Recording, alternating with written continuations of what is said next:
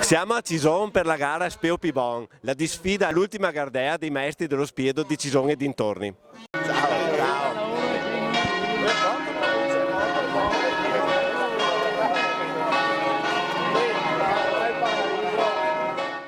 Cesare, ormai è il secondo anno che fai da speaker, com'è? Qui alla gara degli Spiedi ti trovi bene? Sì, è un impegno importante e ringrazio la Proloco, ringrazio l'amministrazione che mi danno questo incarico. È un'esperienza nuova per me, mi piace, cerco di fare del mio meglio e comunque mi diverto, insomma, è una bella esperienza anche perché la mia professione è nel mondo della carne, quindi la carne la conosco e quindi mi piace poi vedere queste persone che con passione si dilettano nel preparare gli spiedi. Mauro, tu hai un'azienda di salumi, perciò con lo Spedo c'entri davvero? Sì, con la carne in genere sì.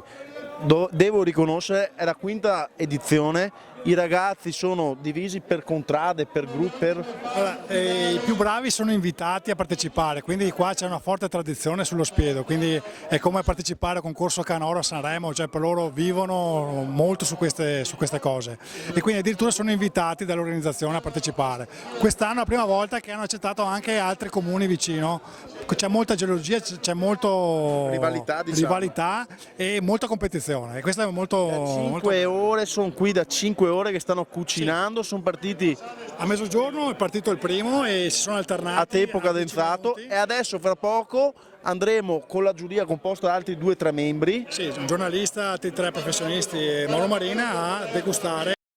Un'impressione su questo Spiedo? Beh, su questo Spiedo stiamo proprio valutando in questo momento gli odori e notavamo questo utilizzo della birra che ci stiamo chiedendo a cosa ci porterà poi al gusto. La cisonese ha trionfato alla gara dello Speo Pibon, c'era dello scetticismo attorno a voi.